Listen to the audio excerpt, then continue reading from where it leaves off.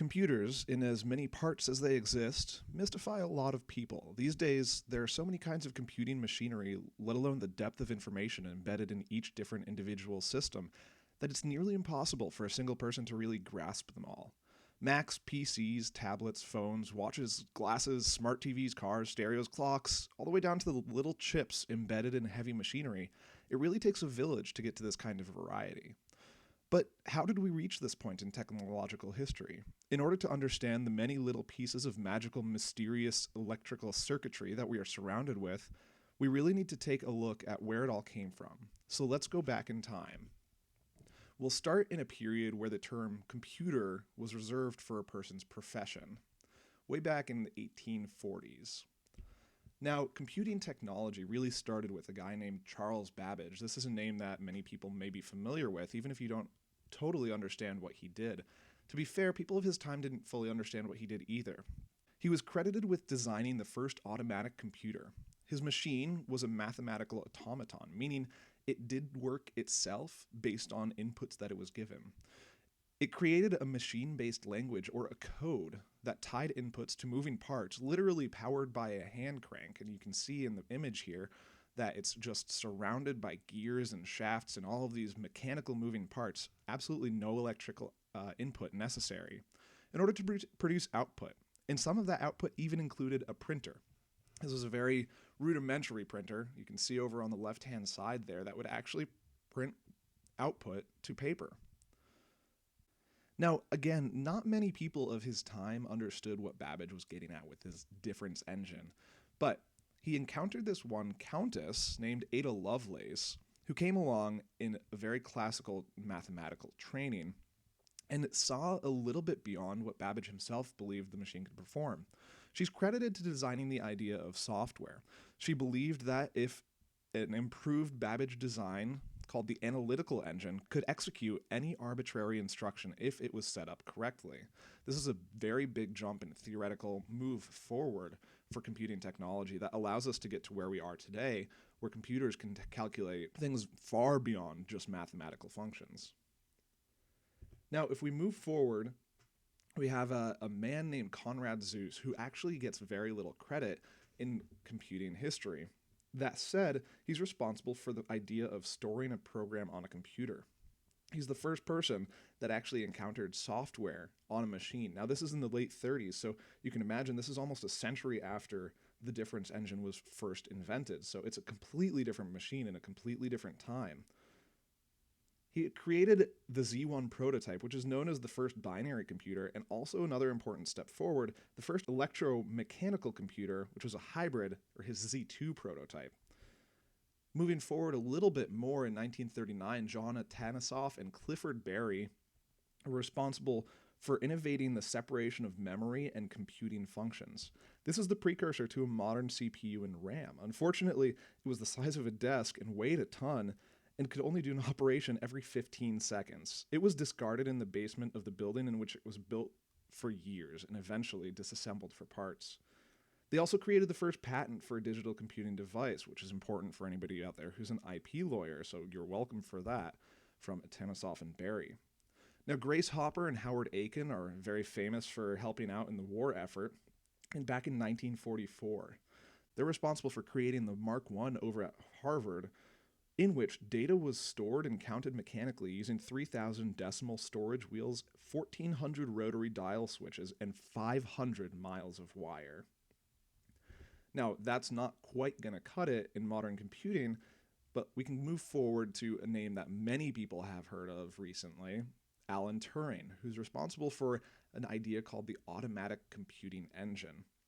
He is the father of modern computing as we know him now, and created this device, named it an engine just as a hat tip to Babbage, actually. It was the furthest advancement in computer theory, making stored program computers realistic, unlike Conrad Zuse's prototypes. As a side note, Turing earned a lot of credit for taking Ada Lovelace's hypothesis that a machine could enact any arbitrary function if it's represented correctly, and in doing so, put forth the relatively well-known concept that's still discussed today, called a Turing machine, which is a hypothetical, abstract machine that can enact the concept of processing any input given sufficient rules to do so. Now, we need to move forward a little bit into the 50s, where this company called IBM came up with what they claimed to be the first commercially successful computer ever sold, the 701 EDPM. Now, if that doesn't roll off the tongue, I don't know what would. They also sold this to Atomic Research Labs, which is how they actually got it to be commercially successful. Now, alongside the 701 came a language called Fortran, written by John Backus. It's credited as the first high-level programming language. Now, any modern programmers or students coming out of CS college courses might think of C as a low-level language. Check out some of the older archaic languages like Fortran to get a reality check. When it was released, it was considered high-level because it was able to abstract past the point of writing literal machine instruction. And if you don't know what machine instruction is, then just be thankful. Along came two gentlemen named Jack Kilby and Robert Noyce in the late 1950s. This is one of the most important physical inventions in modern computing history. They were both working on advanced silicon semiconductor components in the late 50s. They were competing for Texas Instruments and Fairchild Semiconductor to produce an efficient way of generating logical components. Kilby was mainly pioneering the motherboard, or a chipset that contains all the logical components of a computing device, while Noyce was more responsible for the best way of actually building such a technology. But much of their research overlapped and represented an aggressive race for each company to get full rights to the technologies. A few years after IBM, TI, and Fairchild were working on the technological advancements that would give us modern computing, we get into a different type of computer technology purpose, which is more like what we'd see normally today. More than a third of people today spend their time on mobile devices while gaming. So in 1962, Steve Russell invented a game called Space War. It was the first popular computer game really invented, where two players on one keyboard share a screen and fly around while firing missiles at their opponent, avoiding the gravitational pull of the sun. Now, the game was Steve Russell's baby, but that's really not as important as who he mentored, who indeed was Nolan Bushnell, the founder of Atari. Now, modern computing also can't work without ways to interact with the computer. One of the most important ones was the mouse, which came from Douglas Engelbart in 1967 and his colleague Bill English in 1970 with the trackball mouse.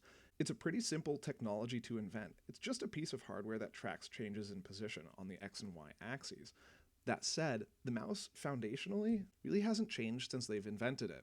It's gotten smaller and it's gotten a little bit more comfortable than the big blocky things pictured here, but it still pretty much does the same thing. Now, there are some modern advances in trackpad technology and obviously touchscreens, which interact in a different way with computers, but the mouse really stayed true to its roots. Now, one of the next most important inventions for computing technology is a way to actually see what you're doing. And this really came in the 1970s, called a graphical user interface. It was first developed internally in Xerox in the 70s, but Apple tried to bring the GUI, known as a GUI, to the general population through the Lisa in 1983. That failed, but less than a year later, Macintosh came along and did succeed and got popular. You know, like Mac OS that you use today.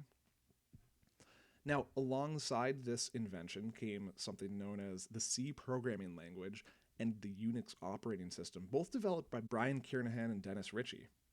C became the programming language of choice on many machines for decades, and even now serves as the base layer of many systems and programming languages. The compatible operating system Unix is still used as the foundation of Android devices, Linux devices, and all of Mac OS. That's a remarkable achievement, to not only create an entire programming language, but also an entire operating system that can accompany it, and write an entire book about it to boot, all three of which are still the base of most software development resources to this day. Now, according to the academic pop hit of Moore's Law, which predicted loosely a doubling of computing power every year, back in 1965, we're about to see more and more fragmentation and explosions of diverse types of computing technology. And honestly, there's not enough time to get into them at the moment. But some of the highlights for anyone who's missed the past couple decades would be Tim Berners-Lee working on the World Wide Web in 1989, Bill Gates with his Windows operating system from the 90s till today, and MS-DOS back before that in the 80s, Larry Page and Sergey Brin, of course, with Google, founded in 1998, still active to today, and Steve Jobs' famous invention of the iPhone in 2007. Now, what comes next? I can't begin to know. I see laid out all the past lives on which modern computer engineers rely, and honestly have trouble fathoming what our place is in the incredible vision each of them has had for technology. The work that has been done to get us to where we are today is simply Herculean, and for that I, and anyone else who relies on computer technology in their everyday life, must really thank all of the people who have pressed us forward so far. But there is also no need to let the daunting work of the past overwhelm your idea of the future. I'm thrilled every day to see what my technological peers, all of today's visionaries, and most importantly, future students of computer technology, can do with our shared future.